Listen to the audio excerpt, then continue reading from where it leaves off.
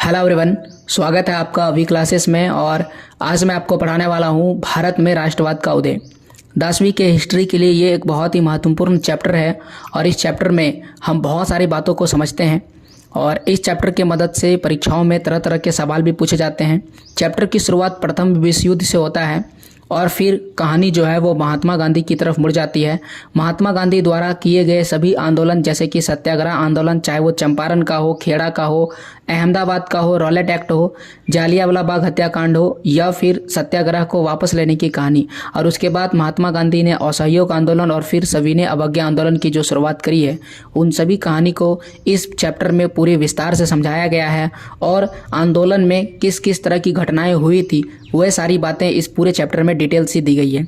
न केवल परीक्षा की दृष्टि से बल्कि आपकी नॉलेज के लिए, आपकी जानकारी के लिए ये चैप्टर बहुत ही महत्वपूर्ण है, ताकि आप यह समझ सके कि भारत में आज़ादी के दौरान कौन कौन सी घटनाएं घट रही थी और किस प्रकार से गांधी जी ने एक अहम योगदान दिया था भारत में आज़ादी के लिए। हालांकि गांधी जी के अलावे भी कई स्वतंत्रता सेनानी शामिल थे, जैसे कि इसी समय जो है जो इस चैप्टर में समय दिया गया है, इसी समय अंबेडकर जी का भी बहुत योगदान है और साथ ही साथ बाकी सभी स्वतंत्रता सेनानियों का बढ़ चढ़ के योगदान है। और इसी समय लाठीचार्ज में लाला लाजपत राय जी की जो है मृत्यु हो जाती है, तो वो सभी कहानियाँ इसी में है। और फिर इसी समय जालियांवाला बाग हत्याकांड होता है और फिर शपथ लेते हैं जो शहीद हमारे हुए हैं, चाहे चंद्रशेखर आज़ाद हो, अरे यार, सुखदेव, राजगुरु और भगत सिंह, इन तीनों की कहानी इनसे जुड़ी हुई है जालियांवाला बाग हत्याकांड से। हालांकि इसमें तो उसका जिक्र नहीं किया गया है, लेकिन हमें उनको भी नहीं भूलना चाहिए और उनका भी कहीं बहुत बड़ा योगदान है। ओके, तो आइए हम लोग कहानी में बढ़ते हैं और इस चैप्टर को बेहतर तरीके से समझते हैं। सबसे पहले मैं थोड़ा सा पीछे जाना चाहता हूं और आप सबों को एक चीज़ समझाने का प्रयास करता हूं। कुछ बच्चों को लगता है कि ये जो चैप्टर आप पढ़ा रहे हैं ये चैप्टर 2 नहीं बल्कि ये चैप्टर क्या है, 3 है, यानी कि ये तीसरा चैप्टर है। और कुछ बच्चों को लगता है कि ये दूसरा चैप्टर है। अब इसकी थोड़ी सी कहानी बताते हैं। सबसे पहले जब एनसीईआरटी की बुक बनी थी तो उसमें चैप्टर 1 में था यूरोप में राष्ट्रवाद का उदय और चैप्टर 2 में था इंडो चाइना में राष्ट्रवादी आंदोलन। तो ये जो चैप्टर 2 था, इंडो चाइना में राष्ट्रवादी आंदोलन, इसे एनसीईआरटी के बुक से हटा दिया गया है और उसमें भारत में राष्ट्रवाद का उदय जोड़ दिया गया है। भारत में राष्ट्रवाद का उदय तो पहले से था, लेकिन उस समय भारत में राष्ट्रवाद का उदय तीसरे नंबर पर था। तो इस तरह से जैसे ही दूसरा चैप्टर हटाया गया तो ऑटोमेटिकली जो 3 नंबर में था वो कितने नंबर पर आ गया, 2 नंबर पर आ गया। इसीलिए एनसीईआरटी की जिनके पास पुरानी बुक है उसमें भारत में राष्ट्रवाद आपको तीसरे चैप्टर में दिखाई देगा और जिनके पास नई किताबें हैं उसमें भारत में राष्ट्रवाद आपको दूसरे चैप्टर में दिखाई देगा। हालांकि ये किसी भी चैप्टर में रहे, पॉइंट तो वही है। पहले भी एनसीईआरटी में जो चीज़ें लिखा गया था भारत में राष्ट्रवाद का उदय, कहानी आज भी वही है। तो आप इसे प्लीज़ ध्यान लगा के समझिएगा और समझने का प्रयास कीजिए। हो सकता है कि आप किसी और बोर्ड से परीक्षा की तैयारी कर रहे हो और आपके आगे पीछे ये चैप्टर हो सकता है, लेकिन कहानी वही है। तो प्लीज़ आप ध्यान लगा के सुनिएगा और इस पूरे चैप्टर को क्लियर कर लीजिएगा। तो पहला डाउट मैंने आपको क्लियर कर दिया कि ये दूसरा चैप्टर है या तीसरा चैप्टर है। अब यहाँ पर इसे समझिए कि इस चैप्टर को कैसे क्लियर किया जा सकता है और किन किन पॉइंटों को और किन किन टॉपिकों को पढ़ करके इस चैप्टर को आसानी से समझा जा सकता है। कहानी जैसे ही शुरुआत होती है, कहानी में प्रथम विश्व युद्ध के बारे में चर्चा किया गया है। तो मैं आपको प्रथम विश्व युद्ध का थोड़ा सा आपको जिक्र करूंगा और आपको बताऊंगा कि प्रथम विश्व युद्ध क्या है और इस समय कैसे पूरी दुनिया लड़ाई कर रही थी। फिर प्रथम विश्व युद्ध के बाद पूरी दुनिया में बहुत सारे समस्याएं आती है और भारत में भी कई समस्याएं आ जाती है और उन्हीं समस्याओं को ख़त्म करने के लिए लोग जो है बहुत ज़्यादा संघर्ष करते हैं और उन्हीं संघर्षों में से महात्मा गांधी का बहुत बड़ा योगदान होता है। महात्मा गांधी 1915 में भारत वापस आते हैं और 1915 से पहले महात्मा गांधी दक्षिणी अफ्रीका में सत्याग्रह आंदोलन कर रहे थे।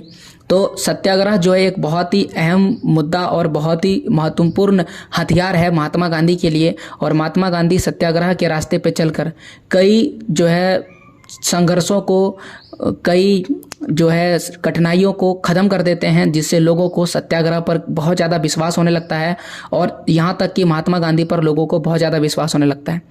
अगर हम बात करें वो कौन कौन से आंदोलन थे जो महात्मा गांधी द्वारा किए गए थे सत्याग्रह के माध्यम से, और उसे हम लोग डिटेल से पढ़ेंगे। तो सबसे पहले महात्मा गांधी चंपारण सत्याग्रह करते हैं, ये बिहार में पड़ता है। इसके बाद महात्मा गांधी खेड़ा और दूसरा जो है अहमदाबाद, इसमें मजदूरों के लिए गुजरात में सत्याग्रह आंदोलन करते हैं, दोनों ही मजदूरों के लिए था, किसानों के लिए था। फिर अंग्रेज महात्मा गांधी से ही नहीं बल्कि भारत के लोगों से परेशान होकर के भारत में रॉलेट एक्ट को पारित कर देते हैं और फिर रॉलेट एक्ट जो है पास होता है। फिर महात्मा गांधी रॉलेट एक्ट के विरोध में रॉलेट सत्याग्रह करते हैं और फिर रॉलेट एक्ट सत्याग्रह के बाद भारत में एक बहुत ही महत्वपूर्ण घटना होती है जिसे हम जालियांवाला बाग हत्याकांड कहते हैं। तो जालियांवाला बाग हत्याकांड भी पढ़ेंगे और जालियांवाला बाग हत्याकांड के बाद सत्याग्रह में बहुत ज़्यादा जो है हिंसा होने लगता है और महात्मा गांधी हिंसा के नहीं बल्कि अहिंसा के पुजारी हैं और इसीलिए महात्मा गांधी जो सत्याग्रह आंदोलन है उसे वापस ले लेते हैं। तो इस तरह से सत्याग्रह का आंदोलन तो खत्म हो जाता है। फिर जो अगला आंदोलन शुरू होता है उसे हम कहते हैं असहयोग आंदोलन।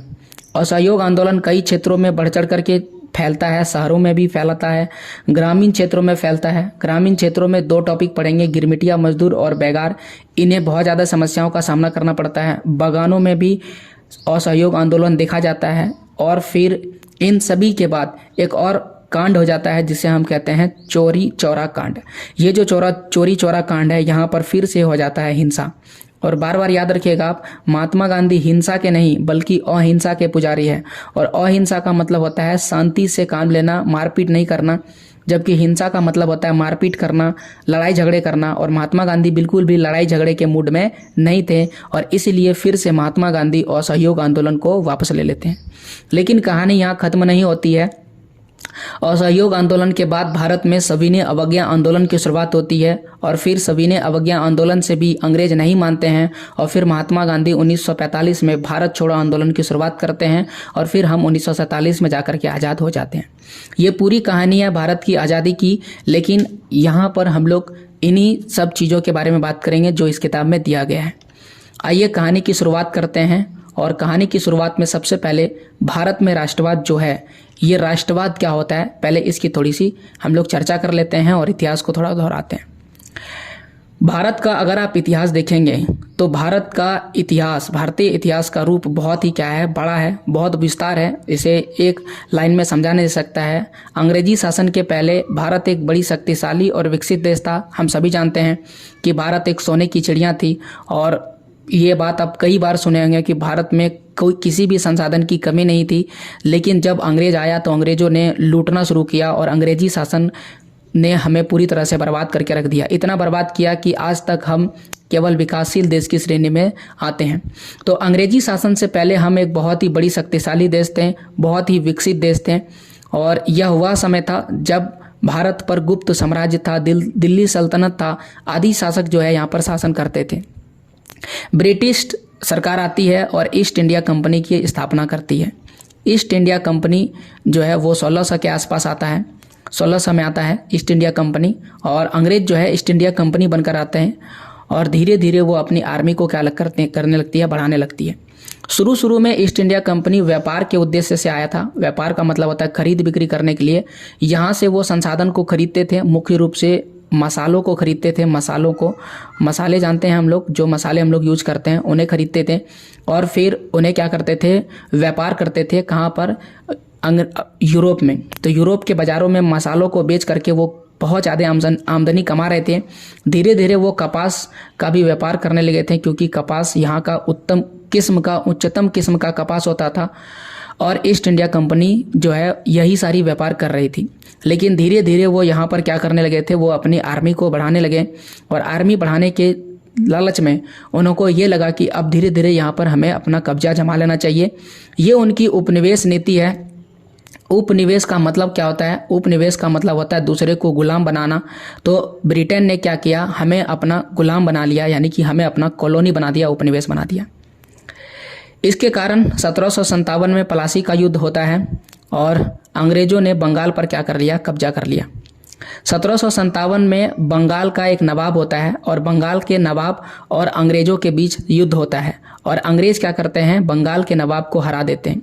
याद रखिएगा, बंगाल के नवाब को ऐसे हराया नहीं जा सकता था, बल्कि उनके ही सेनापति ने उनके साथ दगाबाजी कर दिया था और उनके सेनापति ने अंग्रेजों का साथ दे दिया था, ना कि अपने नवाब का साथ देता।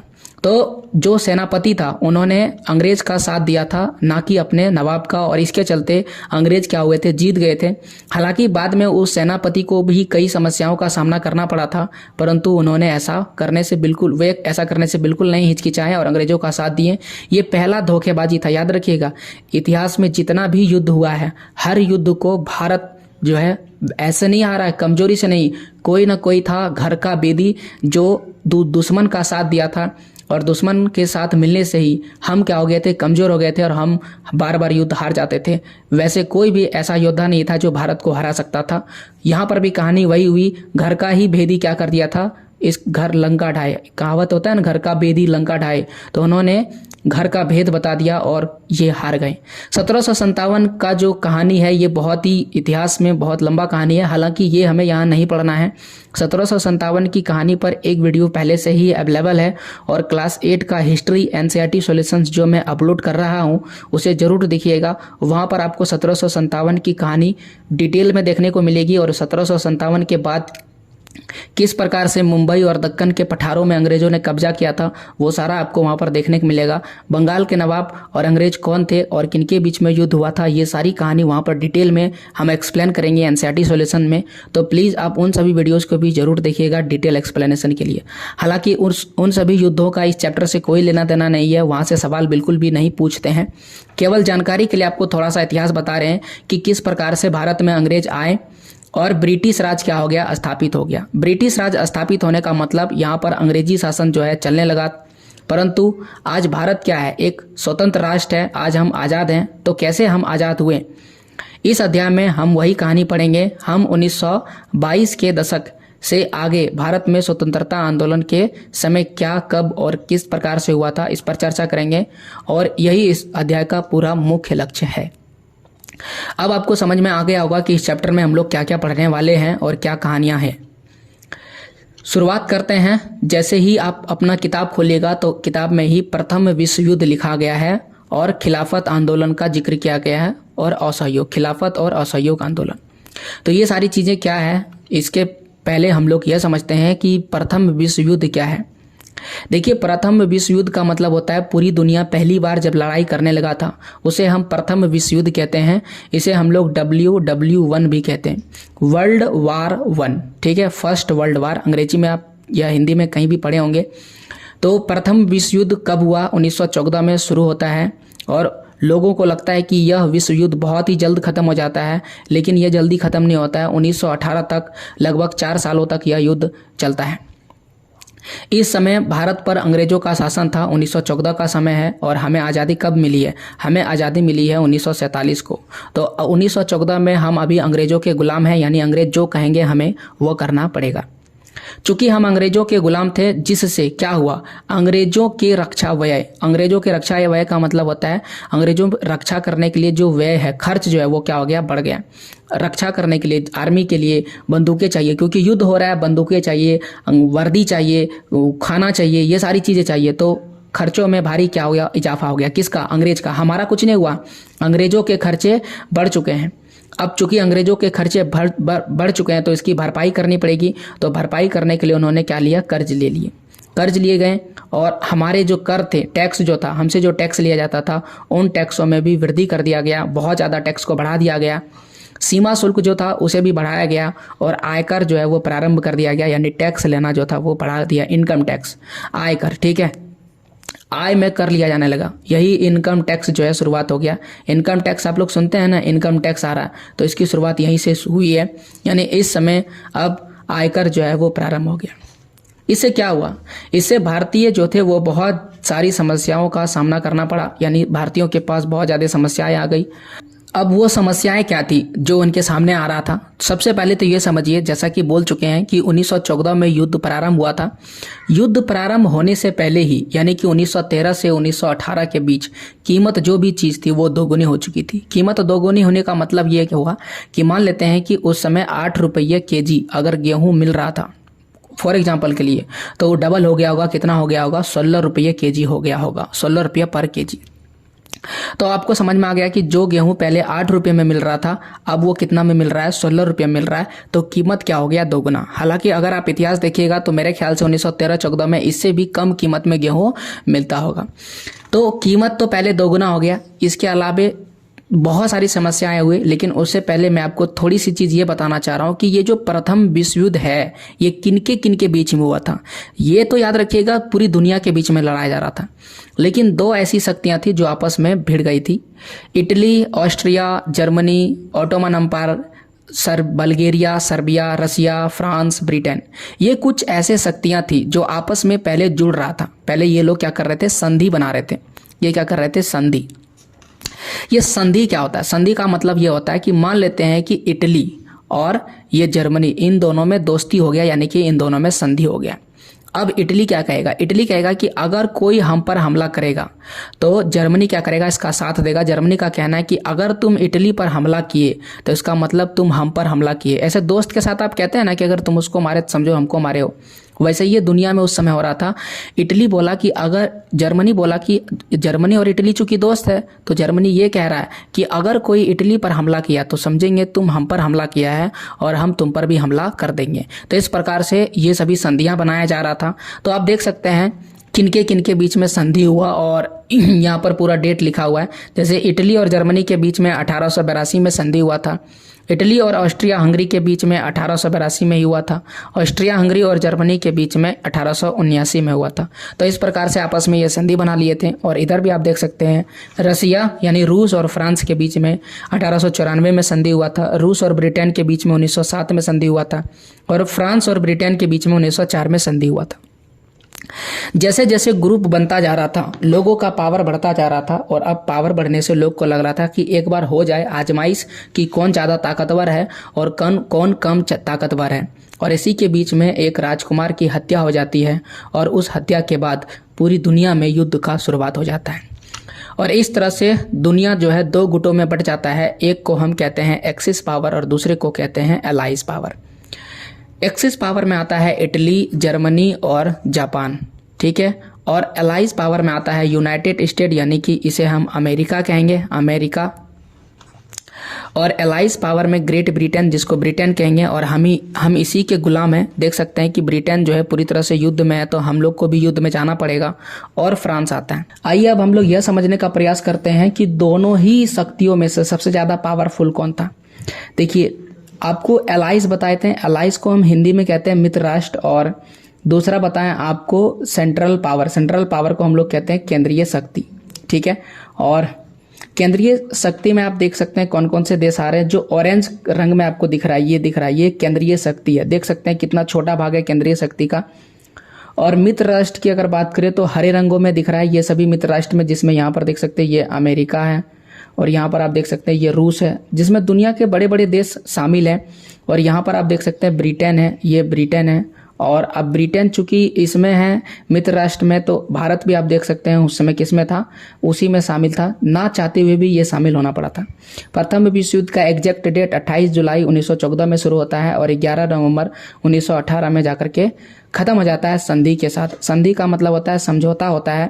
वैसे ये खत्म नहीं होता है, इसमें एक समझौता होता है और सभी मिल करके समझौते में शामिल होते हैं, और फिर जो है युद्ध खत्म होता है, जिसमें जर्मनी को बुरा लगता है और फिर जर्मनी फिर से द्वितीय विश्व युद्ध कर देता है। हालांकि द्वितीय विश्व युद्ध की कहानी अलग है, पहले प्रथम विश्व युद्ध समझ लेते हैं। तो आप देख लिए मित्र राष्ट्र कौन है। ग्रीन कलर में जो दिख रहा है आपको वो मित्र राष्ट्र है, और जो ऑरेंज कलर में दिख रहा है वो क्या है, केंद्रीय शक्ति है। इसके पहले मैंने आपको मित्र राष्ट्र और केंद्रीय शक्ति बता दिए थे। जो एलाइज, सॉरी माफ कीजिए, पीछे आते हैं।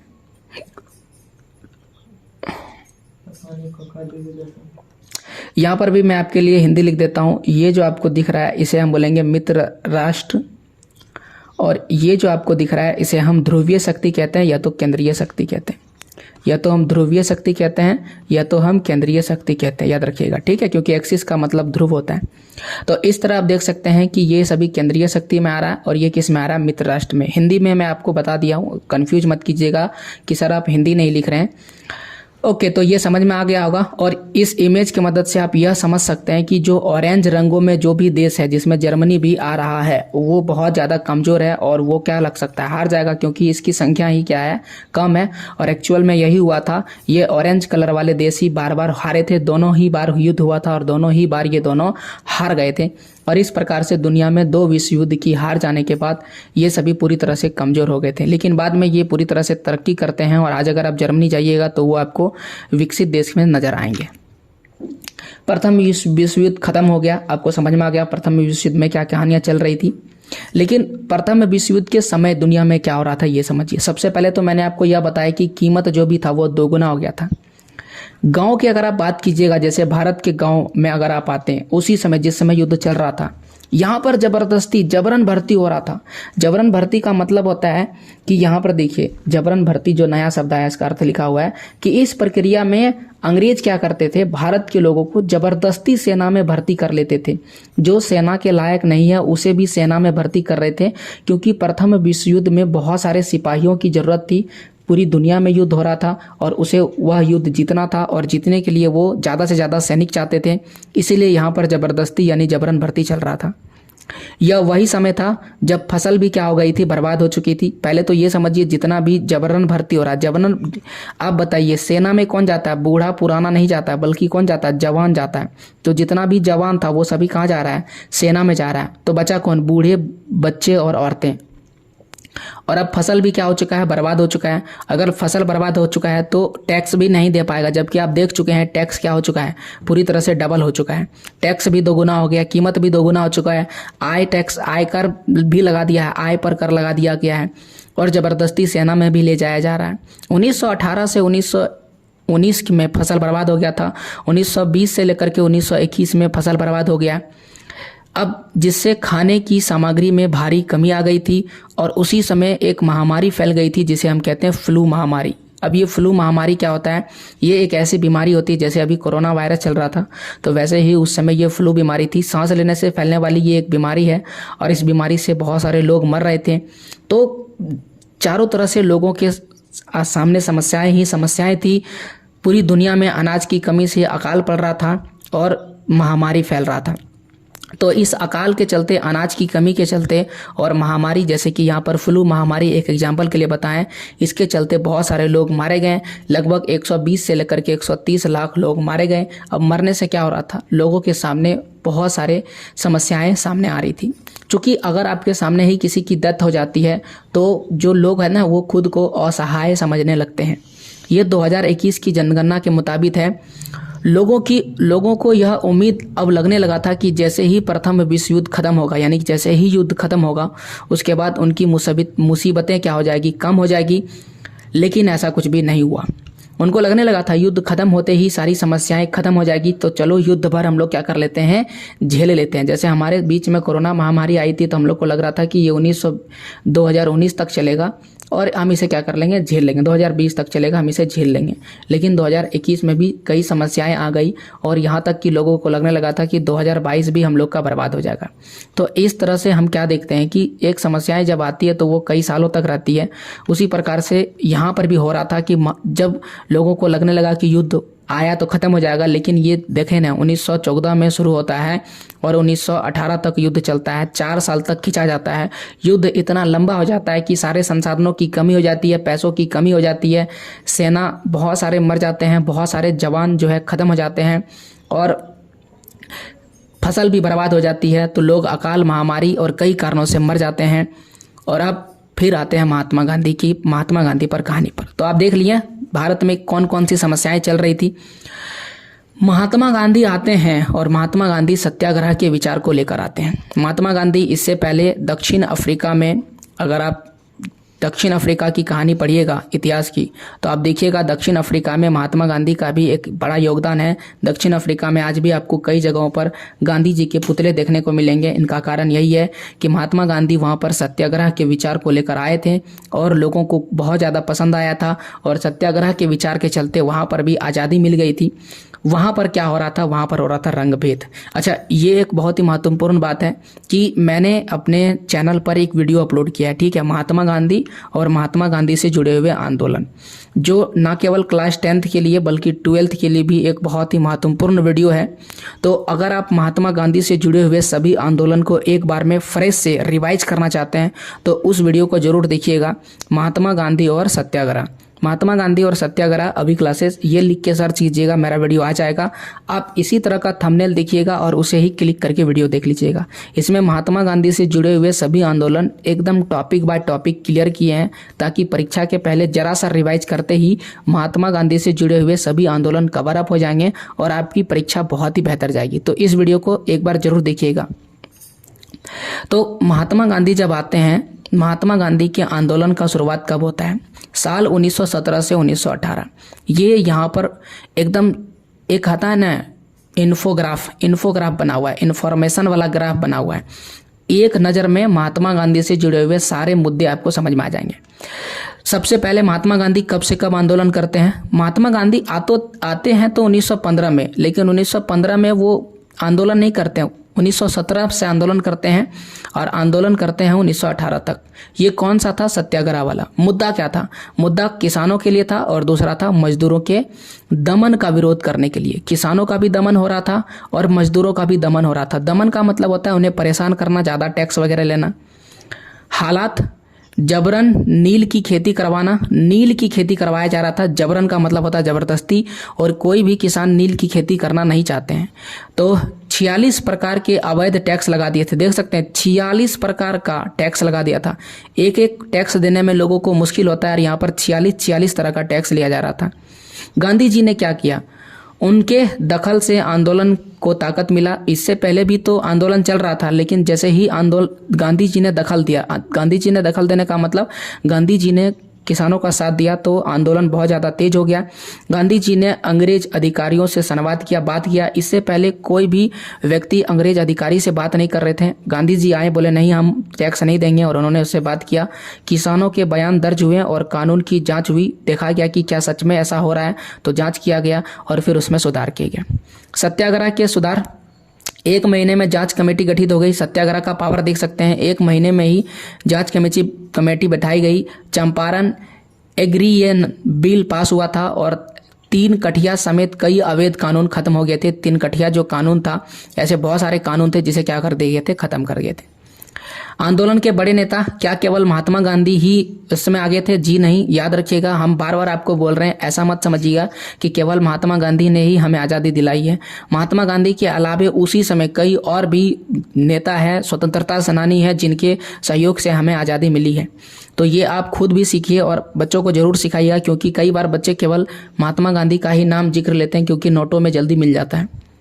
इनके अलावे भी आचार्य कृपलानी, डॉक्टर राजेंद्र प्रसाद और डॉक्टर अनुग्रह सिंह इत्यादि कई बड़े नेता उस समय थे और उन्होंने आंदोलन को बहुत ज़्यादा तीव्र किए और उस समय जो किसानों की समस्या थी या मजदूरों की समस्या थी उसे समाप्त कर दिया।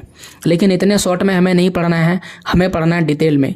क्यों डिटेल में पढ़ना है? क्योंकि हमें परीक्षाओं में सवाल का जवाब लिखना है। तो आइए डिटेल में पढ़ते हैं। थोड़ा सा पहले मैं आपको महात्मा गांधी का जो है जिक्र कर देता हूँ, उनके जीवन परिचय देता हूँ, क्योंकि महात्मा गांधी से जुड़ा हुआ ये पूरा का पूरा चैप्टर है, तो उनसे जीवन परिचय देता हूँ। सबसे पहले नाम, इनका पूरा नाम है मोहनदास करमचंद गांधी। इनके पिताजी का नाम है करमचंद गांधी और इनके माताजी का नाम है पुतलीबाई। जन्म इनका 2 अक्टूबर 1869 में होता है और 2 अक्टूबर को हम लोग प्रत्येक साल जो है गांधी जयंती मनाते हैं और इस समय कई निर्णय लेते हैं। जैसे कि 2014 में हम लोग यह मनाए थे और बोले थे कि स्वच्छ भारत एक अभियान चलाए थे 2 अक्टूबर को ही, गांधी जी के जन्मदिन पर ही। गांधी जी स्वच्छता पर भी बहुत ज़्यादा ध्यान देते थे, तो हमें भी इनके आदर्श को मानना चाहिए। जन्म स्थान कहाँ पर जन्म हुआ था? गुजरात के पोरबंदर में जन्म हुआ था। राष्ट्रीयता ये भारतीय है।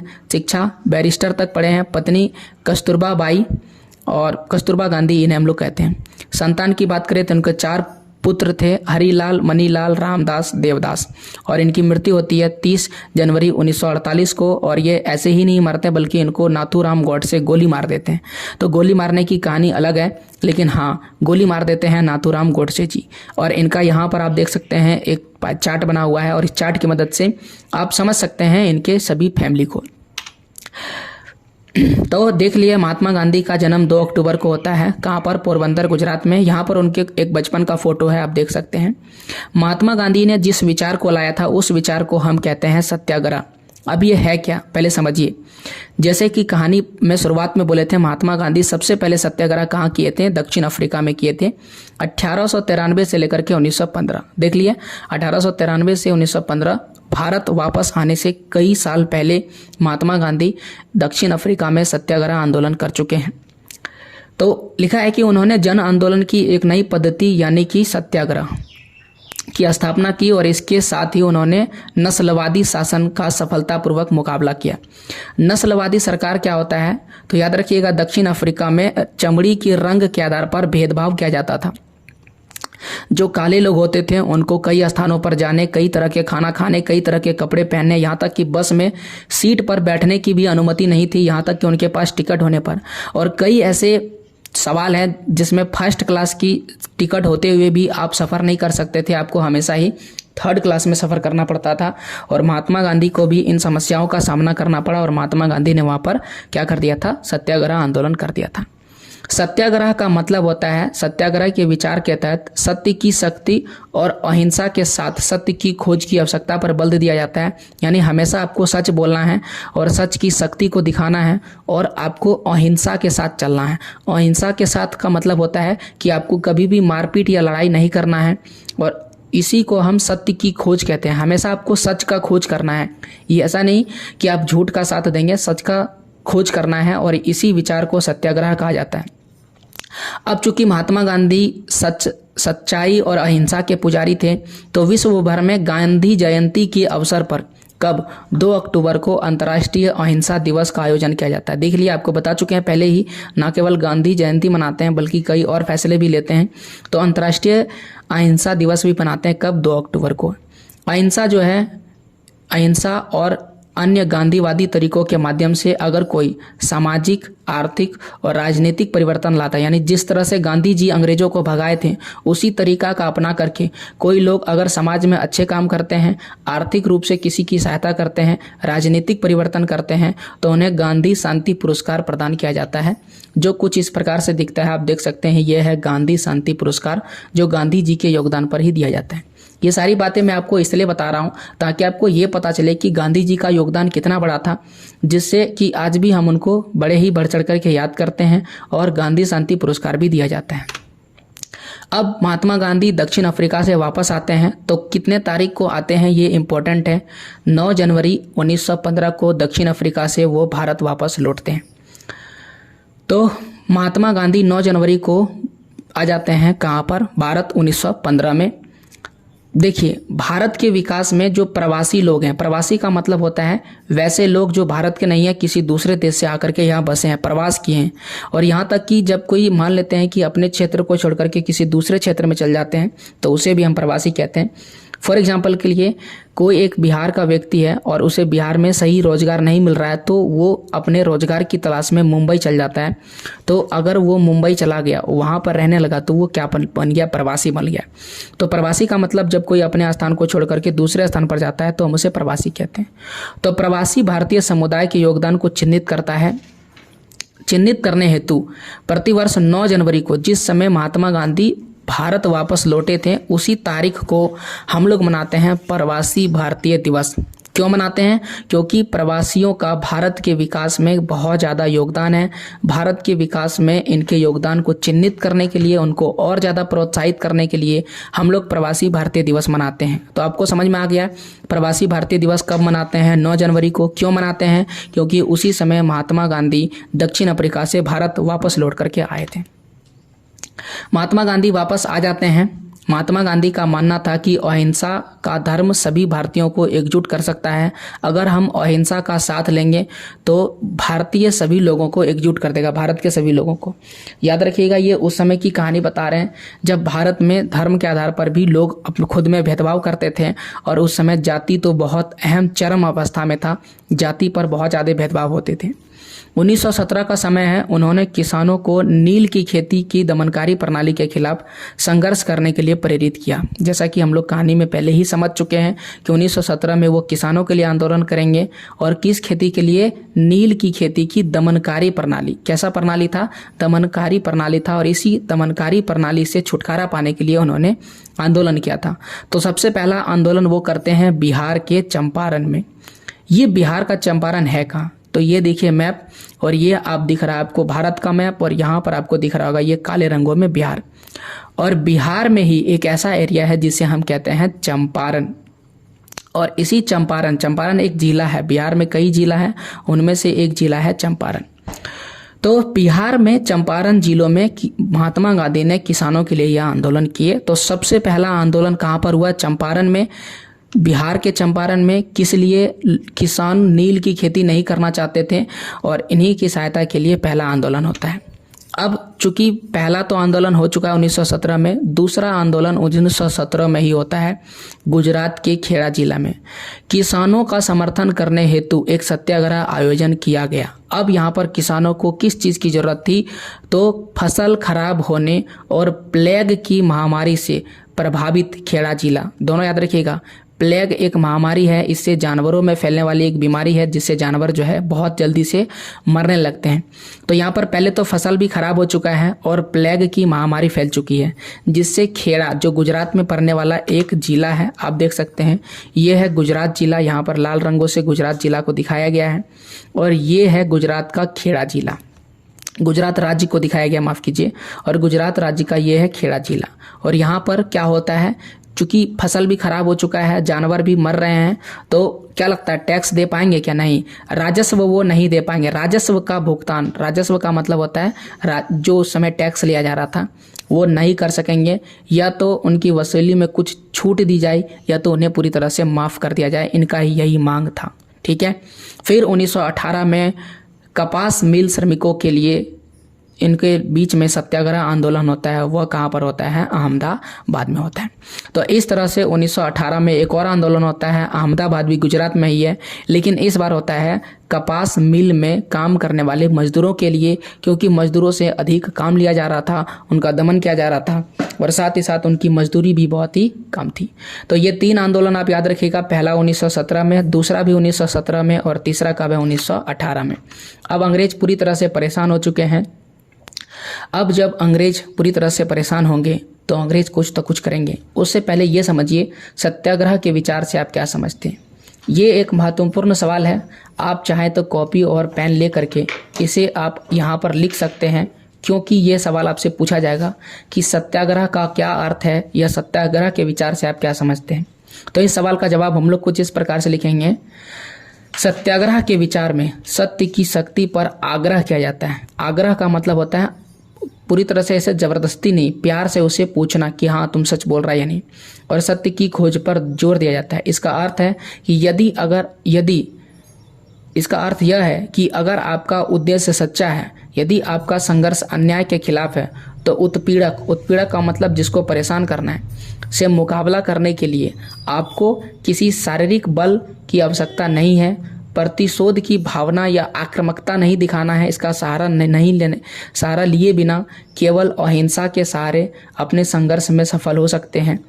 यहाँ पर उत्पीड़क कौन है? उत्पीड़क है अंग्रेज हमें उत्पीड़न कर रहा है, हम उनसे परेशान हैं। लेकिन गांधी जी का कहना था कि अंग्रेज को मारना पीटना नहीं है, आक्रामकता नहीं दिखाना है, ना ही उनसे प्रतिशोध का भावना रखना है, किसी भी शारीरिक बल का प्रयोग नहीं करना है, हमें केवल अहिंसा मतलब सच बोलना है, लड़ाई झगड़ा बिल्कुल भी नहीं करना है, और अपने संघर्ष में सफल हो सकते हैं। और इसके लिए हमें दमनकारी शत्रु को चेतना को झिंझोड़ना पड़ेगा। चेतना को झिंझोड़ना का मतलब उसके अंदर इंसानियत को जिंदा कर देंगे।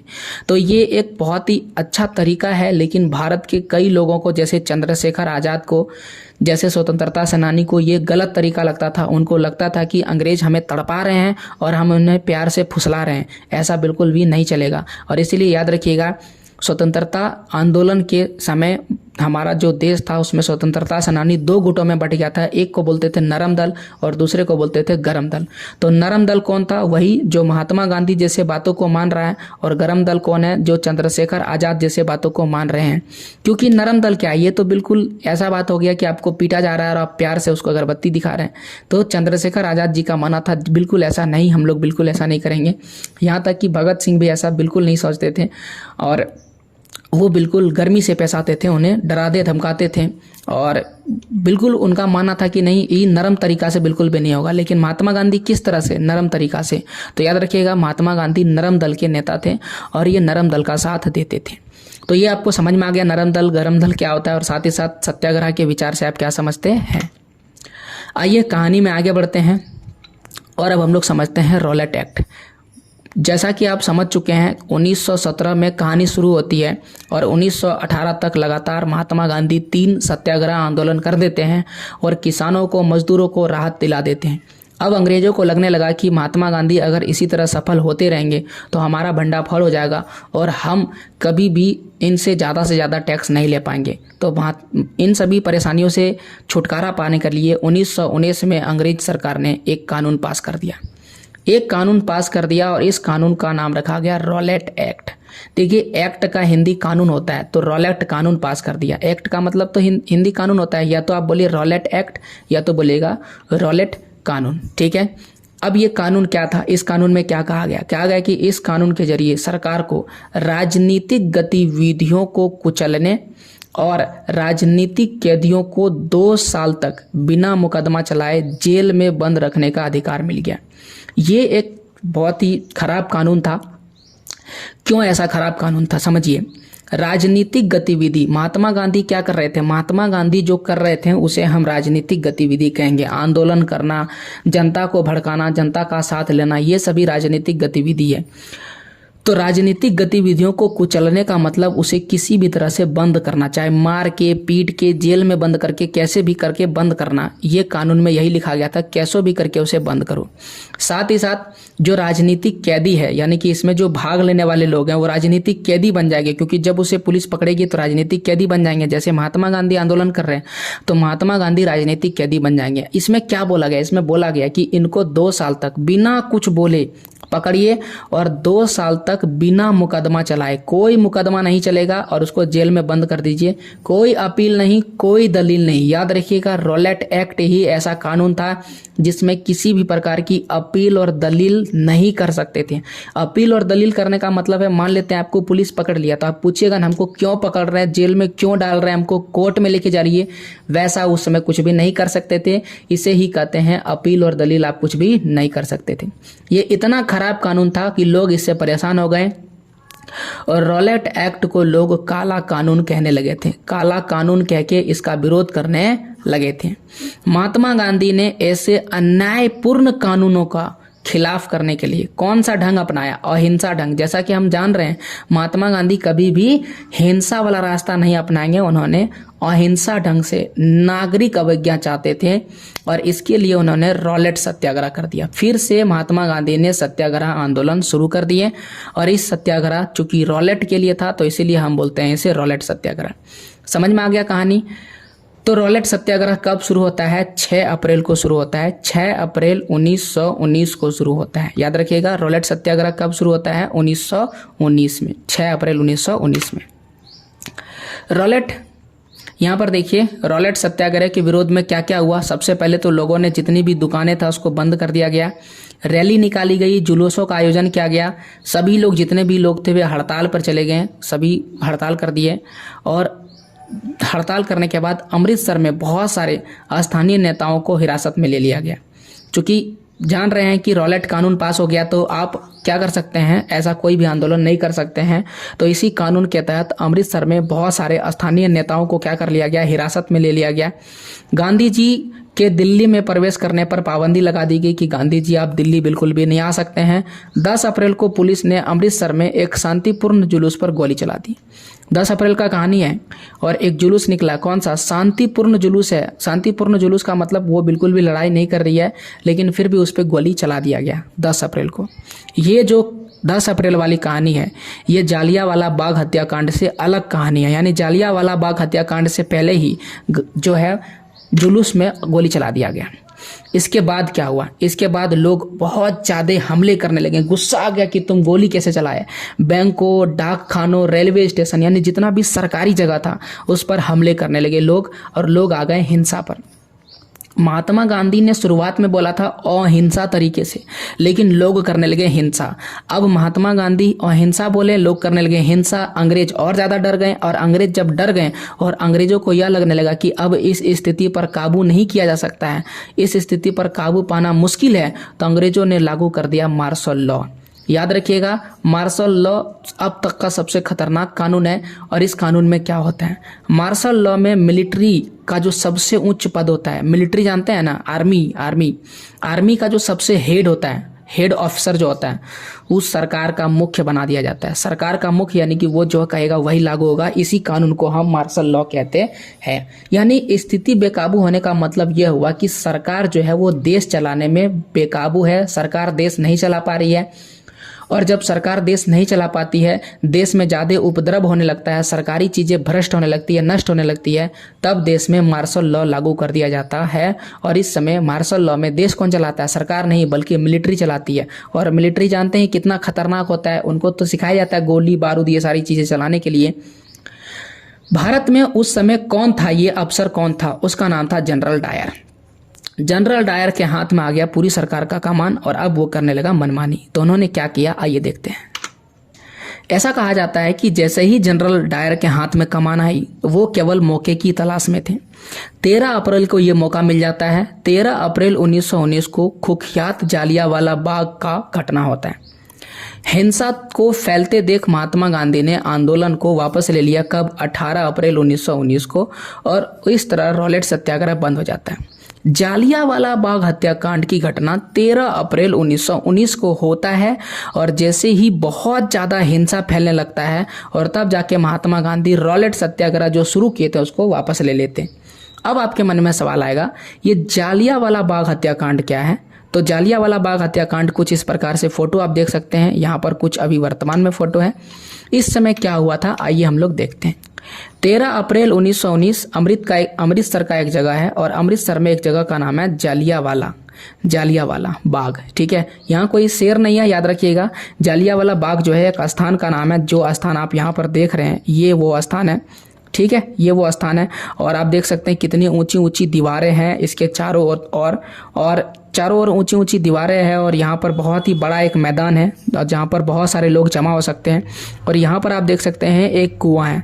तो सबकी एक कहानी है, आप याद रखिएगा केवल दिमाग में, ये दीवारें, ये कुएं और ये सारे लोग। तो मैं आपको ये बता रहा था कि अमृतसर में वो स्थान है, और अमृतसर में स्थान का नाम है जालियांवाला बाग। बैसाखी का समय था, और बैसाखी में यहाँ पर लगता था मेला देखने के लिए यहाँ पर लोग जुटे हुए थे। यह मैदान चारों तरफ से बंद था, जैसा कि मैंने आपको दिखा दिया। अगर यहाँ पर भी आप देखें तो ये दीवारें आपको दिख रहा होगा, ये चारों तरफ से बंद था। और ये जो एरिया था ये शहर से बिल्कुल भी बाहर था। तो शहर से बाहर होने के कारण वहाँ पर जितने भी लोग जुटे हुए थे उनको यह बिल्कुल भी नहीं पता था कि इस पूरे इलाके में क्या लागू हो गया है, मार्शल लॉ लागू हो गया। अब मेरी बात ध्यान से सुनिए। मार्शल लॉ के नियम में कहा गया है कि आप बहुत सारे लोग एक साथ जमा नहीं हो सकते हैं। अगर आप एक साथ बहुत सारे लोग जमा हो रहे हैं, इसका मतलब आप कानून का उल्लंघन कर रहे हैं, और कानून के उल्लंघन में आपको सजा हो जाएगी। तो मार्शल लॉ, चूंकि यहाँ पर मेला लगा हुआ, आप समझ रहे, बैसाखी का मेला, तो अंदाजा लगाइए भारत के मेला में कितने लोग आए होंगे। शहर से भी बाहर है, और लोगों को कुछ पता भी नहीं चला कि मार्शल लॉ लागू हो गया। तो इन्होंने पहला नियम तोड़ दिया, भीड़ नहीं लगाने का, भीड़ लगा दिया। इसके बाद वहाँ पर पहुँच जाते हैं जनरल डायर। जनरल डायर अकेले नहीं पहुँचते, वहाँ पर बहुत सारे सिपाहियों के साथ पहुँचते हैं।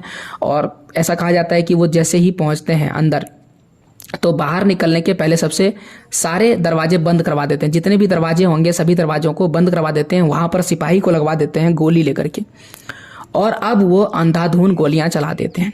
अंधाधुन गोलियां जब चला दिया जाता है तो बहुत सारे लोग ऐसे होते हैं जो भागने का प्रयास करते हैं।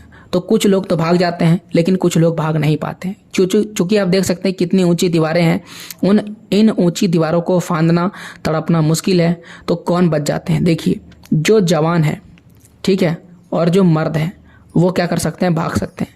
लेकिन जो बच्चे हैं बच्चे जो हो गए, बच्चे, बूढ़े बूढ़े और औरतें, चूँकि भारत की औरतें साड़ियाँ पहनती हैं हम सभी जानते हैं, तो बच्चे, बूढ़े और औरतें ये सभी भाग ही नहीं पाए, और जो नहीं भाग पाए उनको सबसे ज़्यादा गोली पड़ी। अब कुछ लोग ऐसे थे जो बचने के लिए वहाँ पर मौजूद एक कुआं था, उस कुआं में वो जाने लगे थे, लेकिन कुएं में कितने आदमी आ सकते हैं?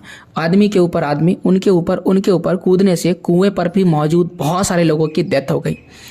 तो इस तरह से देखिए कई सारे लोग, लगभग सैकड़ों लोग मारे गए। अंग्रेजों के ऐसा करने का एक ही मकसद था। वो ऐसा क्यों कर रहे थे? क्योंकि उनको डर था कि भारतीयों पर उनका डर जो है, अंग्रेजों का जो डर है वो भारतीयों के अंदर कायम रहे, अंग्रेज से भारत के लोग डरे और कभी भी भविष्य में कोई भी विरोध ना करें। परंतु भारतीयों ने ऐसा बिल्कुल भी नहीं किया। जैसे जैसे जालियांवाला बाग की खबर फैली, उत्तर भारत के बहुत सारे शहरों में लोग सड़कों पर उतरने लगे। पहले तो वो ये सोचे थे कि लोगों को डरा देंगे। उनका मकसद क्या था? इतने सारे लोगों को एक साथ मार देंगे तो लोग क्या हो जाएगा? डर जाएगा, बिल्कुल भी डर जाएगा और वो कभी भी ऐसा आंदोलन नहीं करेंगे। लेकिन भारत के लोगों ने ऐसा बिल्कुल भी नहीं किया, वो आंदोलन करने लगे। उत्तर भारत में बहुत सारे लोग सड़कों पर उतरने लगे, हड़तालें होने लगी, लोग पुलिस में मोर्चा लेने लगे और सरकारी इमारतों पर हमला करने लगे। फिर से सरकार ने इन कार्रवाइयों को निर्ममता से कुचलने का रास्ता अपनाया। उन्होंने फिर से इसे निर्ममता मतलब बिना ममता दिखाए कुचलने का प्रयास किया। सरकार लोगों को अपमानित और आतंकित करना चाहती थी। सत्याग्रहों को जमीन पर नाक रगड़ने के लिए, सड़क पर घसीट कर चलने और सारे साहिबों को सलाम मारने के लिए मजबूर किया गया, यानी उन्हें पकड़ा गया, मारा गया, पीटा गया। और ये सारे काम देख रहे हैं, जमीन पर क्या करना है? नाक रगड़ना है और क्या घिसट घिसट करके चलना है घुटनों के बल, और जितना भी साहिब है उसको क्या करना है? सलाम ठोकना है। लोगों को कोड़े मारे गए गाँवों में, जैसे कि गुजरावाला पंजाब ये गांव है, ठीक है, यहाँ पर बम बरसाए गए। हिंसा जो है फैलता चला गया और इतने सारे हिंसा को फैलते देख महात्मा गांधी ने आंदोलन को वापस ले लिया। तो आप देख सकते हैं जितनी बार हिंसा फैला है उतनी बार महात्मा गांधी ने आंदोलन को वापस ले लिया। आंदोलन तो सही तरीके से चलता है लेकिन लोगों का साथ सही तरीके से नहीं मिल पाता है और अंग्रेजों के बलि चढ़ जाता है। सैकड़ों लोग मारे जाते हैं, हजारों लोग घायल हो जाते हैं और तब भी लोग नहीं मानते हैं और फिर उसके विरोध में, जालियांवाला बाग के हत्याकांड के विरोध में ये चीज़ हो रहा था। तो इतने सारी चीज़ें होने लगा और तब जाके महात्मा गांधी ने वापस ले लिया। अब आपको समझ में आ गया कि महात्मा गांधी ने आंदोलन को वापस क्यों लिया। जालियांवाला बाग अभी वर्तमान में कुछ इस प्रकार से दिखता है, आप देख सकते हैं यहाँ पर ये जालियांवाला बाग आपको दिख रहा होगा। इतना सुंदर इसे बना दिया गया है, आप यहाँ पर घूमने के लिए जा सकते हैं, टूरिस्ट यहाँ पर है। अब अगला जो आंदोलन महात्मा गांधी करेंगे वह है असहयोग आंदोलन। सत्याग्रह तो फेल मरा गया, सत्याग्रह नहीं करेंगे, अब महात्मा गांधी करेंगे असहयोग। देखिए यहाँ पर है सहयोग, सहयोग का मतलब होता है साथ, सहयोग का मतलब क्या होता है? साथ, और अ का मतलब होता है नहीं, तो साथ नहीं देना, साथ नहीं देना। तो किसका साथ नहीं देना है? अंग्रेजों का साथ नहीं देना है। अब अंग्रेजों का साथ क्यों नहीं देना है? क्योंकि अंग्रेजों का अगर हम साथ देंगे तो अंग्रेज क्या करेंगे? तरक्की करेंगे। पहले ये समझिए। अपनी प्रसिद्ध पुस्तक, किताब का नाम सुनिए, हिंद स्वराज। नाम याद रखिएगा, कौन सा किताब है? हिंद स्वराज। कब? 1909 में। किसने लिखा? महात्मा गांधी ने। पूरा डिटेल में याद रखिएगा। हिंद स्वराज किताब का नाम लिखा है, कब लिखा गया? 1909 में। किसने लिखा? महात्मा गांधी ने। तो इस किताब में उन्होंने कहा था कि भारत में ब्रिटिश शासन भारतीयों के सहयोग से स्थापित हुआ था। यानी अगर भारत में अंग्रेजी शासन चल रहा है तो वो किसके साथ से? भारत के लोग उनको साथ दे रहे हैं। बोला भारत के लोग साथ दे रहे हैं, हम क्यों साथ देंगे? अंग्रेज हमको मार रहे हैं, पीट रहे हैं। अभी देखे ना, नाक रगड़वा रहा था जमीन में, घुटनों के बल घसीट के चलने बोल रहा था, ऐसी इसी सजा दे रहा है। हम उनका साथ क्यों देंगे? हम बिल्कुल साथ नहीं देंगे। जितना जल्दी हो सके अंग्रेज को भगाइए। महात्मा गांधी ने इस किताब में साफ साफ लिखा था, 1909 में जो किताब वो छापा था, कि भारत में ब्रिटिश शासन भारतीयों के सहयोग से स्थापित हुआ है और यह शासन इसी सहयोग के कारण चल भी रहा है। हम साथ दे रहे हैं तभी ये चल रहा है। अगर भारत के लोग अपना सहयोग वापस ले लें, अगर हम अपना साथ देना छोड़ दें तो साल भर के भीतर, देख रहे हैं गांधी जी क्या गारंटी कर रहे हैं, 1 साल के भीतर भीतर ब्रिटिश शासन पूरी तरह से ढह जाएगा और स्वराज का स्थापना हो जाएगा। स्वराज का मतलब होता है अपना शासन आ जाएगा। लोग इस स्वराज का अर्थ समझ नहीं पाए, याद रखिएगा, लोग स्वराज का अर्थ सही तरीके से नहीं समझ पाए और स्वराज का भी लोगों ने गलत अर्थ निकाल लिया था। कैसे, आइए आगे आगे आपको समझाते हैं। लेकिन समझे ना, महात्मा गांधी ने क्या दावा कर दिया। ये कहा कि अगर आप अंग्रेजों का साथ नहीं दीजिएगा तो गारंटी लेते हैं कि साल भर के भीतर अंग्रेजी शासन ढह जाएगा। ये सही था, गांधी जी का अनुमान बिल्कुल सही था।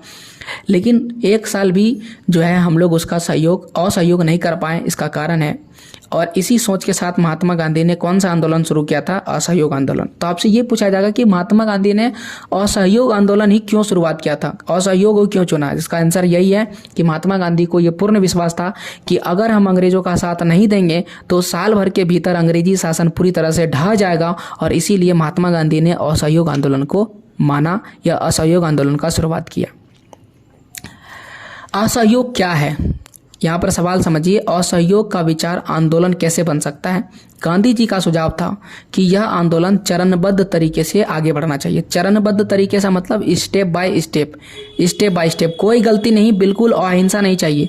क्योंकि महात्मा गांधी जानते थे कि जरा सा मिस्टेक करेंगे लोग क्या करने लगे? अहिंसा करने लगेंगे। तो उन्होंने तरीका बताया।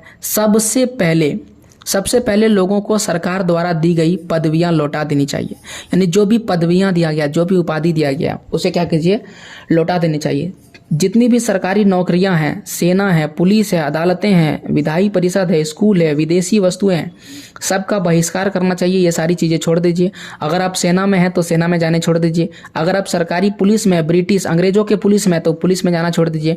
अगर आप अंग्रेज की अदालत में काम कर रहे हैं तो अदालतों में जाना छोड़ दीजिए। जितना भी विधायी परिषद है, स्कूल है, विदेशी वस्तुएं हैं, उन सबको लेना छोड़ दीजिए। यहाँ तक कि स्कूल में जाना छोड़ देना चाहिए।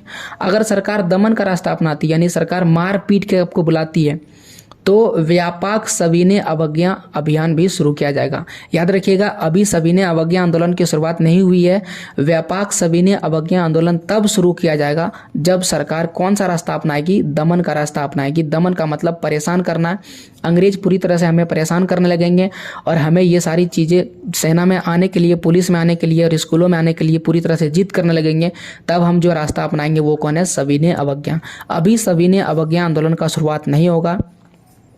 1920 की गर्मियों में गांधी जी और शौकत अली आंदोलन के लिए समर्थन जुटाने लगे और वो देश भर में यात्राएं करने लगे, वो घूमने लगे, ताकि लोगों को समझाया जा सके कि जो आंदोलन है वो किस प्रकार से किया जा सके। तो कौन दो आदमी घूम रहे थे? गांधी जी और दूसरा नाम याद रखिएगा, शौकत अली। ठीक है, तो आगे आइए समझते हैं। इस आंदोलन के लिए सबसे पहले गांधी जी ने पूरे भारतीयों को एक साथ लाना चाहते थे, जैसा कि बोल चुके हैं। इसके लिए वो हिंदू और मुसलमानों को भी एक करना चाहते थे।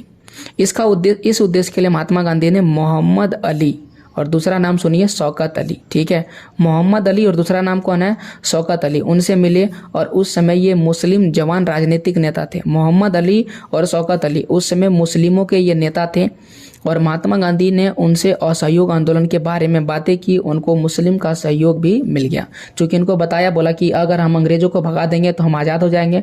तो मुस्लिम भी जो है हिंदू के साथ आ गए और इस तरह से हिंदू मुस्लिम में एकता आ गई। जो अंग्रेज फूट डालना चाहते थे, अंग्रेज जो तोड़ना चाहते थे, वो बिल्कुल भी सफल नहीं रहे और हिंदू मुस्लिम साथ आ गए। असहयोग आंदोलन में मुसलमानों का बहुत बड़ा योगदान था। इसलिए असहयोग को केवल असहयोग नहीं बल्कि असहयोग खिलाफत आंदोलन कहा जाता है, क्योंकि उस समय जो खलीफा है वो इस्लामिक विश्व का मुख्य था। खलीफा, ठीक है, याद रखिएगा। इस्लामिक विश्व है उसका मुख्य को क्या कहा जाता था? खलीफा कहा जाता था। और इसीलिए असहयोग आंदोलन को खिलाफत आंदोलन कहा गया। प्रथम विश्व युद्ध में जब ब्रिटेन ने अरबों को हराया था ना, तो उस समय जो खलीफा था, ठीक है, उसमें ऑटोमन साम्राज्य के जो खलीफा थे उसको हटा दिया था। याद रखिएगा, खलीफा को क्या कर दिया था? हटा दिया था। तो इसके विरोध में जितने भी इस्लामिक देश थे, चाहे जितने भी मुस्लिम थे, वो लोग बोल रहे थे नहीं, खलीफा को आप भले ही गुलाम बना के रखिए, लेकिन गुलाम अब जो है उसके अधीन रहेगा, आप अपना उपनिवेश बना के रखिए, लेकिन जो खलीफा है उसको उसके पद से नहीं हटाइए, खलीफा को राजा रहने दीजिए। आप ऐसा समझिए, ठीक है। लेकिन जो ब्रिटेन के अंग्रेज़ थे वो बिल्कुल नहीं माने और अंग्रेज़ों ने खलीफा को उसके पद से हटा दिया। तो खलीफा के पद से जब हटा दिया तो पूरी दुनिया में मुस्लिमों ने खिलाफत आंदोलन को शुरुआत कर दिया। तो महात्मा गांधी ने कौन सा आंदोलन शुरुआत किया था? असहयोग आंदोलन। और मुस्लिमों ने कौन सा आंदोलन किया था? खिलाफत आंदोलन। और जब दोनों मिल गया तो बन गया असहयोग खिलाफत आंदोलन। अब आपको समझ में आ गया होगा कि असहयोग को असहयोग खिलाफत आंदोलन क्यों कहते हैं, क्योंकि इसमें हिंदू और मुस्लिम दोनों साथ आ गए। आंदोलन के भीतर अलग अलग धाराएं। आइए समझते हैं कि आंदोलन जब हो रहा था तो क्या क्या चीजें हो रही थी। 1921 जनवरी का समय है। महात्मा गांधी, मोहम्मद अली और शौकत अली ने मिलकर असहयोग आंदोलन या फिर असहयोग खिलाफत आंदोलन की शुरुआत कर दिया। याद रखिएगा, जनवरी 1921 में शुरू हो गया। अनेक सामाजिक समूह ने भाग लिया, बहुत सारे लोगों ने भाग लिया, लेकिन सभी की एक ही मांग था। और वह क्या मांग था? स्वराज। स्वराज का मतलब हमें आज़ादी कर दीजिए। स्वराज का मुख्य लक्ष्य था स्वतंत्रता। यहाँ पर साफ साफ लिखा हुआ है स्वराज का मतलब क्या हुआ? स्वतंत्रता। परंतु अलग अलग क्षेत्र के लोगों ने इसके अलग अलग अर्थ समझने लगे और वो अपने तरफ से निर्णय लगे। सबसे पहले समझिए शहर के लोगों ने किस प्रकार से असहयोग किया। असहयोग का मतलब क्या हुआ? असहयोग का मतलब होता है अंग्रेजों का साथ नहीं देना। तो हजारों विद्यार्थियों ने सरकारी स्कूल जो था उसे छोड़ दिया, यानी स्कूल जाने के लिए छोड़ दिया। सही बात, महात्मा गांधी ने भी यही कहा था कि आप स्कूल जाने छोड़ दीजिए, तभी हमारा क्या होगा? असहयोग आंदोलन होगा। बहुत से स्कूलों के जो शिक्षक थे और जो प्रधानाध्यापक थे यानी हेडमास्टर थे, उन्होंने इस्तीफा दे दिया, बोला अब हम आपके यहाँ नौकरी नहीं करेंगे। वकील जो थे वो मुकदमे लड़ने से बंद कर दिए, यानी वो मुकदमे नहीं लड़ने लगे। विदेशी सामानों को खरीदना व प्रयोग करना बंद कर दिया गया। विदेशी सामान जो भी थे, चाहे कपड़े हो या खाने की वस्तुएं हो, उनको खरीदना बंद कर दिया गया।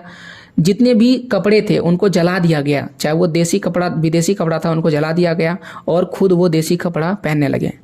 इन सब के कारण आंदोलन बहुत ही सफल नजर आ रहा था, बहुत ही तेजी से। समझ रहे हैं, अंग्रेजों का साथ नहीं दे रहा तो आंदोलन तेजी से चलेगा।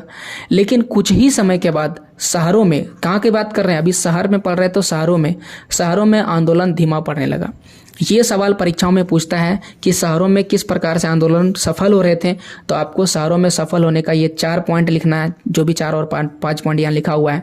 दूसरा सवाल पूछेगा कि असहयोग आंदोलन शहरों में धीमा पड़ने लगा था, क्या कारण है? तो कारण मैं आपको आगे बता रहा हूँ। इसके कई कारण हैं। सबसे पहला, चूंकि उन्होंने अंग्रेजी कपड़ा नहीं पहनने लगे, तो अंग्रेजी कपड़ा के बदले में वो पहनेंगे खादी कपड़ा। खादी कपड़ा को हाथों से बनाया जाता था, हैंडलूम के मदद से बनाया जाता था और ये होता था महंगा, और इसीलिए उन्होंने विदेशी सामान को खरीदना प्रारंभ कर दिया। चूंकि वो महंगे कपड़े नहीं खरीद सकते थे और विदेशी मशीनों से बनाते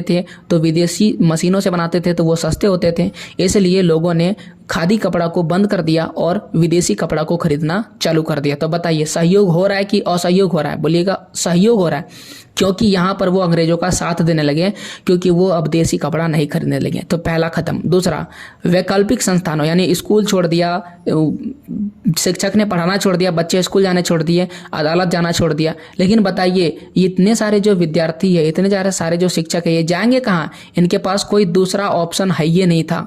तो जितने भी वैकल्पिक संस्थान थे बहुत ज़्यादा धीमी थी, बहुत ही कम तेजी से फल फूल रहा था।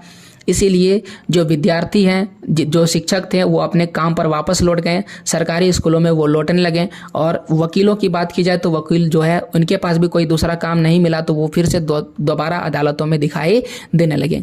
तो इस तरह से आप देख सकते हैं कि जो लोग पहले सहयोग नहीं कर रहे थे अंग्रेजों का, मजबूरी में उनके पास कोई दूसरा ऑप्शन नहीं है, उनको सहयोग करना पड़ा और इस प्रकार से शहरों में आंदोलन पड़ गया धीमा और शहरों में आंदोलन खत्म होने लगा। अब जरा देखिए ग्रामीण इलाकों में क्या हो रहा था। भारत में ज़्यादातर लोग क्या करते हैं? खेती का काम करते हैं। तो ब्रिटिश शासनकाल में किसानों और मजदूरों को बेगार, समझ रहे हैं, बेगार नियम का पालन करना पड़ता था। बेगार क्या होता है यहाँ समझिए। बेगार व्यवस्था में जो जमींदार होते हैं और किसानों और मजदूरों से बिना पैसे लिए काम करवाते थे। समझ रहे हैं? जो जमींदार है, जिसके पास बहुत ज़्यादा ज़मीन है, मान लेते हैं कि मेरे पास 200 एकड़ का ज़मीन है, तो मैं क्या करूँगा, जो किसान है और जो मजदूर है, इसे फ्री में काम करवाऊंगा, लेकिन पैसे नहीं दूंगा। इस व्यवस्था को बेगार कहते हैं। अब बताइए जितने भी किसान हैं क्या वो काम करना पसंद करेंगे? जितने भी मजदूर है वो क्या काम करना पसंद करेंगे? नहीं। कहानी समझिएगा, अवध की बात कर रहे हैं। अवध बिहार में पड़ता है। बाबा रामचंद्र, और दूसरा नाम याद रखिएगा जवाहरलाल नेहरू ने किसानों के नेतृत्व में अवध किसान सभा का गठन किया। तो दो नाम याद रखिएगा, पहला है बाबा रामचंद्र और दूसरा है जवाहरलाल नेहरू। तो आपसे सवाल पूछेगा कि अवध में अवध किसान सभा का आयोजन किसने किया था या फिर अवध किसान सभा का गठन किसने किया था? तो बाबा रामचंद्र और दूसरा है जवाहरलाल नेहरू। उन्होंने मांग किया, क्या मांग किया? सबसे पहले तो बेगार को ख़त्म कर दीजिए। बेगार को क्या कर दीजिए? ख़त्म। लगान जो है बहुत ज़्यादा है, इसको कम कर दिया जाए। और दमनकारी जमींदारों का सामाजिक बहिष्कार किया जाए। ये जो जमींदार है ये बहुत ज़्यादा दमन करता है, परेशान करता है। ये जो व्यवस्था है इसको क्या कर दिया जाए? ख़त्म कर दिया जाए, इसका बहिष्कार कर दिया जाए। जब असहयोग आंदोलन शुरू हुआ, ये तो कहानी पहले चल रहा था, समझ में आ रहा है ना? ये जो कहानी मैं आपको यहाँ पर लिख रहा हूँ, ओके, ये कहानी चल रहा था पहले। सॉरी, आगे आ गए, पीछे चलते हैं। ये सारी कहानी चल रहा था पहले, लेकिन जैसे ही असहयोग आंदोलन की शुरुआत हुई तो अनेक आदिवासी किसानों ने महात्मा गांधी के संदेश और राजस्व के विचार का कुछ और ही मतलब निकाल लिया। महात्मा गांधी क्या बोले? महात्मा गांधी बोले स्वराज। स्वराज का मतलब हमको क्या चाहिए? हमको चाहिए स्वतंत्रता। लेकिन जो आदिवासी किसान थे उन्होंने महात्मा गांधी के इस संदेश का गलत मतलब निकाल लिया। बहुत सारे स्थानों पर स्थानीय नेता की बात कर रहे हैं, किसान तो छोड़िए, स्थानीय नेता किसान को समझा रहे थे कि गांधी जी ने ऐलान कर दिया कि अब कोई लगान नहीं भरेगा, जमीन गरीबों में बांट दी जाएगी। समझ रहे हैं क्या बोल रहे हैं? यानी कि बात कुछ हो रहा है और यहाँ पर समझा कुछ हो रहे हैं। गांधी जी ने केवल असहयोग आंदोलन चलाया है, लेकिन अब लोगों को लगने लगा गांधी राज स्थापित हो गया है, हमें किसी भी प्रकार का लगान नहीं भरना पड़ेगा और अब जितनी भी जमीनें हैं वो जमींदार से ले ली जाएगी और सभी गरीबों में बांट दी जाएगी। परंतु गांधी जी ने ऐसा कुछ भी नहीं कहा था। गांधी जी के मुख्य बात किसानों तक नहीं पहुंच पा रहे थे। पहला पॉइंट समझिएगा, गांधी जी जो भी बात बोल रहे थे क्या वो किसानों तक पहुंच रहे थे? जी नहीं, किसान के पास गांधी जी की मुख्य बात नहीं पहुंच रहे थे। यानी ग्रामीण इलाकों में भी इसका प्रभाव क्या रहा? अलग रहा, और ग्रामीण लोग जो थे अलग तरीके से आंदोलन किए। बगानों में स्वराज की बात करते हैं। बगान क्या होता है समझिए। 1859 में इंग्लैंड इमिग्रेशन एक्ट के तहत बगानों में काम करने वाले मजदूरों को बिना इजाजत बगान से बाहर जाने की छूट नहीं थी। यो कभी भी बगान से बाहर नहीं जा सकते हैं। बगानों में काम करने वाले मजदूरों को इस कानून का खत्म होना था। यानी जैसे ही असहयोग आंदोलन की शुरुआत हुई तो बगान में काम करने वाले मजदूरों को ऐसा लगने लगा कि ये जो इंग्लैंड इमिग्रेशन एक्ट है इसके तहत क्या बोला गया है कि कोई भी व्यक्ति जो एक बार बगान में आ गया वो हमेशा के लिए यहाँ पर काम करेगा। कोई भी मजदूर बिना इजाज़त के बगान से बाहर नहीं जा सकता है, उसको बिल्कुल बाहर जाने का छूट नहीं है। लेकिन जैसे ही असहयोग आंदोलन हुआ मजदूरों को लगा अरे बाबा गांधी राज स्थापित हो गया, ये कानून खत्म हो गया, अब हम लोग बाहर जा सकते हैं। भागने लगे लोग, दीवालों को तड़पने लगे।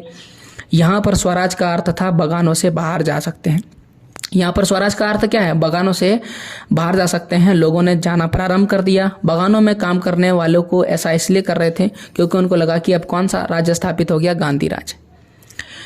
लेकिन जैसे ही वो दीवाल तो कैसों छड़प के भाग गए, परंतु अपनी मंजिल तक नहीं पहुंच पाए क्योंकि आंदोलन चल रहा है। तो आंदोलन में रेलवे क्या है? बंद है। रेलवे, रेस्टोरेंट का मतलब होता है जितने भी कह सकते हैं होटल वगैरह है वो सभी क्या हड़ताल पर है। रेलवे कर्मी क्या है? हड़ताल पर है। वो रास्ते में ही फंस गए, भाग ही नहीं पाए। कहाँ फंस गए? रास्ते में। उनको लगा था कि रेलवे तक एक बार पहुंच जाएंगे तो रेल पकड़ के कहीं भी भाग जाएंगे, हमको पकड़ नहीं पाएगा। लेकिन वो फंस गए हैं। उन्हें पुलिस ने पकड़ लिया और पुलिस जब उन्हें पकड़े तो बुरी तरह से उनका पिटाई कर दिए। अब ये कहा जाता है कि उस समय जो पुलिस था ना वो हाफ पैंट पहनता था और भारत के लोग धोती, तो धोती में भागना मुश्किल था और हाफ पैंट पहन करके भागना ज़्यादा आसान था, इसलिए पुलिस पकड़ लिए। और दूसरा कारण था कि रेलवे स्टेशन पर हड़ताल भी था। तो आप देखें किस प्रकार से लोग परेशान हो गए और लोग पकड़ा गए। और असहयोग आंदोलन जो लग रहा था पूरी तरह से सफल चलेगा, बिल्कुल नहीं चलेगा, बिल्कुल चला ही नहीं। और एक सबसे महत्वपूर्ण घटना हो गया और उस घटना को कहते हैं चौरी चौरा कांड। जनवरी 1900 आपको बताए थे जनवरी में शुरुआत हुआ है, जनवरी 1920 में शुरुआत हुआ था, ठीक है। 1922 आया फरवरी का और चौरी चौरा कांड के बाद महात्मा गांधी ने असहयोग आंदोलन को वापस लेने का फैसला लिया। चौरी चौरा कांड आप देख सकते हैं, ये है चौरी चौरा कांड। चौरी चौरा जो है उत्तर प्रदेश में है। यहाँ पर क्या हुआ? यहाँ पर जितने भी जुलूस में निकले हुए लोग हैं उन्होंने क्या कहते हैं, एक पुलिस स्टेशन को ही जला दिया, क्योंकि एक शांतिपूर्ण जुलूस था, पुलिस स्टेशन के सामने से गुजर रहा था और पुलिस स्टेशन के सामने से गुजर रहा था। पुलिस ने उस शांतिपूर्ण जुलूस पर गोली चला दिया और शांतिपूर्ण जुलूस के लोगों में हिंसा आ गया और उन्होंने पुलिस स्टेशन को ही पूरी तरह से जला के राख कर दिया और उसमें 40 पुलिसकर्मी थे, वो भी मर गए, ऑन द स्पॉट डेथ हो गए और इसी कांड को चोरी चोरा कांड कहते हैं। अब चोरी चोरा कांड के बाद महात्मा गांधी ने यह निर्णय लिया कि अब किसी भी प्रकार का अगर हम आंदोलन करेंगे तो सबसे पहले सभी लोगों को समझाएंगे, पढ़ाएंगे, आंदोलन का क्या लक्ष्य है लोगों को बताएंगे, तरीका बताएंगे कैसे आंदोलन करना है, इन सभी क्षेत्र के बारे में लोगों को बताएंगे, तब जाके आंदोलन करेंगे। और फिर महात्मा गांधी असहयोग आंदोलन को वापस लेते हैं। कहानी आपको ये समझाना है कि महात्मा गांधी असहयोग आंदोलन को वापस क्यों लेते हैं। चोरा चोरी कांड के बाद महात्मा गांधी वापस जो है आंदोलन को ले लेते हैं। महात्मा गांधी असहयोग आंदोलन को वापस लेते हैं और शुरुआत करते हैं सविनय अवज्ञा आंदोलन। जैसा कि कहानी की शुरुआत में बता चुके हैं, असहयोग आंदोलन कहानी की शुरुआत में, कि अगर ये सही तरीके से नहीं चला तो हम सविनय अवज्ञा अपनाएंगे। और अब महात्मा गांधी जिस आंदोलन को करेंगे उसका नाम है सविनय अवज्ञा आंदोलन। बट सविनय अवज्ञा आंदोलन और इसके बाद की कहानी को हम लोग पढ़ेंगे पार्ट 2 में। तो सविनय अवज्ञा आंदोलन और सविनय अवज्ञा आंदोलन के बाद की कहानी बहुत ही महत्वपूर्ण है, इससे भी परीक्षाओं में सवाल पूछे जाते हैं। तो इसे हम लोग पार्ट 2 में कवर अप करेंगे, क्योंकि वीडियो बहुत ज़्यादा लंबा हो गया है और उम्मीद है आपने ये पूरा वीडियो लास्ट तक देखा है। अगर आपको कोई भी डाउट है, किसी भी तरह का समस्या है, कमेंट कीजिए, हम उस सवाल का जवाब आपको ज़रूर बताएंगे और आपके हर तरह की वीडियो को प्रोवाइड करने का हम कह सकते हैं तैयारी करेंगे। तो प्लीज़ हमारा सहयोग कीजिए, हमारे इस चैनल को सब्सक्राइब कीजिए। और अगर आपको क्वेश्चन आंसर में डाउट हो रहा है, अगर आपको लगता है किसी भी क्वेश्चन का आंसर आप नहीं लिख पाते हैं, तो मेरा एक और चैनल है, उस चैनल का नाम है अभी क्लासेस डाउट्स। ये जो डाउट्स है इसका मुख्य लक्ष्य ये है कि आपके सभी डाउट्स एसएसटी का क्लियर किया जाए। और अगर आपको किसी भी सवाल का जवाब ये लिखने नहीं आता है कि इस सवाल का परीक्षा में जवाब किस प्रकार से लिखना चाहिए या फिर इस सवाल का सही जवाब कैसे लिखा जाएगा, क्योंकि कुछ सवाल ऐसे आप देखेंगे, क्योंकि आप देखेंगे 30 शब्द का सवाल का जवाब है और अगर आप किसी किताब में उठाते हैं तो उसमें मिलता है आपको एक पेज में इसका आंसर लिखा हुआ है। तो 30 शब्द का जवाब हमको एक पेज में नहीं देना पड़ता है, 30 शब्द का जो सवाल है उसे एक पेज में नहीं देना पड़ता है, 2 नंबर के सवाल का जवाब हमें छोटे से देना पड़ता है। तो आप जो भी सवाल आपको पूछना है आप हमें कमेंट कीजिए और अभी क्लासेस डाउट में हम वो क्वेश्चन आंसर प्रोवाइड करेंगे। उसमें पहले से ही सैकड़ों सवालों के जवाब डाले गए हैं। आपके काम क्या है उसे आप देखिए कि मैं किस तरह के सवाल जवाब आपको प्रोवाइड कराता हूँ, क्वेश्चन आंसर। अगर आपको पसंद आता है उस चैनल को भी सब्सक्राइब कीजिए, दोस्तों के साथ शेयर कीजिए और मेरा सपोर्ट कीजिए और ऐसे ही और वीडियोज़ के लिए चैनल को सब्सक्राइब कीजिए। तो मिलते हैं आपसे अगले वीडियो में, तब तक के लिए जय हिंद, जय भारत, वंदे मातरम।